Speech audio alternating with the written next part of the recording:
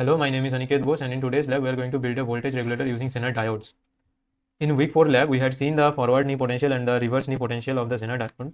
So here we can see the last IV characteristic was of the Zener diode in reverse polarity, and the second IV characteristic was the IV characteristic of the Zener diode in forward polarity. In today's lab we are not going to do anything in forward bias, everything will be in reverse bias. So we are going to only focus in this reverse IV characteristic. Here we can see the current is starting to increase at around 3 volts. To build a voltage regulator, we need that the voltage should not increase significantly even if the current increases significantly. So a region where the voltage increases very little but the current increases more is the region where the Zener diode works as a better voltage regulator. Now the region where the current increases very large but the voltage increases very low is a region where the slope is very steep in this IV characteristic. So after 4 volts, and in the data sheet they mentioned that the knee potential was 3.6 volts. So after 3.6 volts, even increasing the voltage a little, the current increases very much. So any current that can flow in the Zener diode in reverse polarity, if that increases too much, the voltage will not increase too much. That's the principle based on which we are going to build the Zener diode. So here I have calculated the minimum and maximum resistance, series resistance range, so that the current in my channel A of the ADLM kit doesn't increase more than 200 milliamperes. So in the previous lab we had discussed that there is a current range for the ADLM kit works properly. So I calculated the series resistance for that range, and we are going to vary this load resistance, and we are going to see for what values of RL there will be no voltage drop or very little voltage drop. So the way we are going to vary this RL is using a potentiometer. So we will vary the potentiometer in 100 ohm steps. So we will start at 1000 ohm and we'll decrease the 1000 ohm to 900 ohm, then 900 ohm to 800 ohm. And we are going to see where the voltage is fixed at 3.6 volts. One more thing here in the circuit, this IZ is the current through the Zener diode. So this current through the Zener diode should not be lesser than the current which is at the knee potential, otherwise the Zener diode will come out of reverse breakdown. And the expression for the current through the Zener diode is this. And from here we if I fix the RS value, so we are going to fix the RS value to 7 ohms, then the lesser this RL value, the more this VZ by RL value will be, and the more this VZ by RL value, and the lesser this IZ value will be. So we cannot decrease this RL too much, otherwise the IZ will be very less and the Zener diode will come out of reverse breakdown. So let's build the circuit, the same circuit we had like this, and there will be another more load resistance through a potentiometer. This is the Zener diode, the cathode terminal where the silver strip or the black strip is connected at this point, and the other terminal which is the anode terminal is connected at this point. Now the series resistance, we are going to measure the series resistance in this breadboard. So the series resistance should be 7 or near about 7 ohms. So this is 10 ohms. We are going to use this 10 ohm resistance in series with the Zener diode. So the series resistance was in between the last pin and the second pin of this potentiometer. So the second pin and the third pin. The second pin is connected with the cathode terminal of the Zener diode, and the channel A of this ADLM kit should be at the third pin. The circuit for the series resistance is the same circuit we had in our previous lab, that is week 4 lab. So this same circuit we are going to use, and instead of this normal diode we are going to use a Zener diode, and instead of the forward polarity we are going to use the reverse polarity. That's the difference. Now this is the channel A connected at the third pin.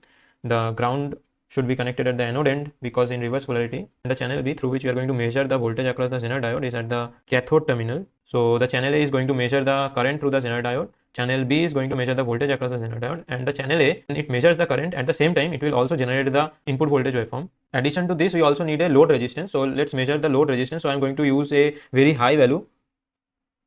So the resistance between the last pin and the second pin is 44 ohms. So that means the resistance between first pin and second pin is 1 kilo ohms. Now if we rotate this pin anti-clockwise, the resistance should drop. So yes, this resistance is dropping. So we are going to vary this resistance in 100 ohm steps. So let's connect this up as the load resistance. So this load resistance is connected in parallel to the Zener diode. That means the Zener diode's cathode terminal should be connected to one end of the load resistance. So the load resistance one end is at the second pin, and the other end should be at the pin number 1 of the potentiometer. The load resistance other end should be connected to ground. I have this white wire connected to the ground. Now we are going to connect this white wire to the first pin of the resistance, because the resistance between the first pin and the second pin is 1 kilo ohms. That's why we connected this white wire and this brown wire to the first and second pin respectively. So I have connected the ADLM kit. Now let's go to the software and generate the voltage waveforms. Here I have used the channel A to generate a triangular voltage waveform which will vary from 0 volts to 5 volts with a frequency of 100 Hz. And channel B will just measure the voltage across the Zener diode, and everything else was same as the previous lab. Now let's run the circuit. So here we can see the output voltage, which is the channel B voltage. This channel B voltage waveform is the voltage waveform across the Zener diode, and the load resistance is also connected in parallel to the Zener diode. That means the voltage across the load resistance is also the voltage measured by the channel B. So this orange trace is of the channel B voltage waveform. So this is the same voltage waveform which is across the load resistance. This green trace is of the input voltage waveform, and this cyan color trace is of the channel A current through the channel A, which is the same current passing through the diode. So this current is around 25 milliamperes, and the voltage across the Zener diode is 4.65 volts. Now we can change the load resistance, and we can find the load resistance for this is around 3.6 volts. So let's change the load resistance in steps and generate the voltages.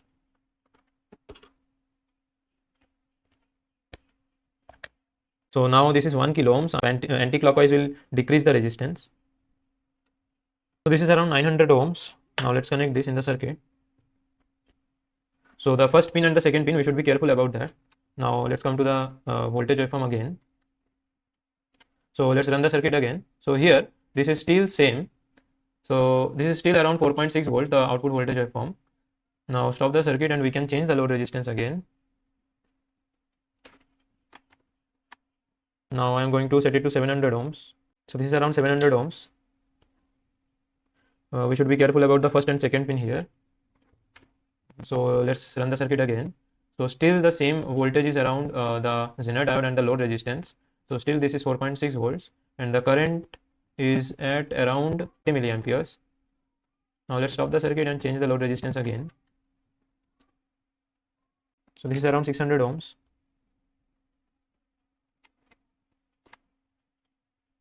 Still the same. So this is 4.6 volts, the output voltage, and the current is same. Yeah, the same current is there. Now change the load resistance again. So this is around 500 ohms.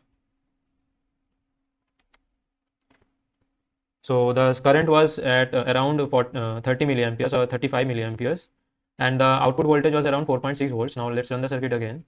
So still the same. So this is around 4.6 volts. Now let's change the resistance again. So this is around 400 ohms. Now I'm going to run the circuit again. So now this is still at 4.6 volts. So let's change the load resistance again. So this is around 300 ohms. Now I'm going to run the circuit again. Now the current increased, and the voltage is still around 4.6 volts. So let's change the load resistance. So this is 200 ohms now. So the voltage is still around 4.6 volts. So we can see the voltage is fixed at 4.6 volts for a very large range of load resistances. That means the voltage range around 4.6 volts have a very high slope in the IV characteristic, and in the 3.6 volt range also the slope is high, but not that much high than 4.6 volts. So let's change the load resistance again. So this is around 100 ohms. Now if we run the circuit, the voltage decreased very little. So this is around 4.4 volts, and the current increased to 40 milliamperes from here. Now on, we can see the difference. So let's change the load resistance again. So until 100 ohms, this was fine. Now after decreasing it more than 100 ohms, it will decrease more. So let's set it to 80 ohms. So the voltage should more decrease now. Let's check. So this was around 4.5 volts. Now let's check. So this decreased, the voltage is around 4.3 volts now. Now I'm going to change the load resistance again. Now if we run the circuit, the current should increase more and the voltage should drop. So let's check. Yeah, the current increased and the voltage dropped. Now let's change the load resistance again. This is 50 ohms. Now I'm going to run the circuit. The previous voltage was around 4.35 or 37. So if we run now, then the voltage dropped. So this is around 4.27 now, and the current increased to 60 milliamperes. At around 170 ohms, this was around 40 milliamperes, and now this is 60 milliamperes. So we can see the voltage is starting to drop and the current is starting to increase. So this voltage regulator using this single Zener diode is able to maintain the voltage at 4.6 volts, and after 100 ohms of load, like decreasing the load more than 100 ohms makes the voltage drop. So this was the conclusion.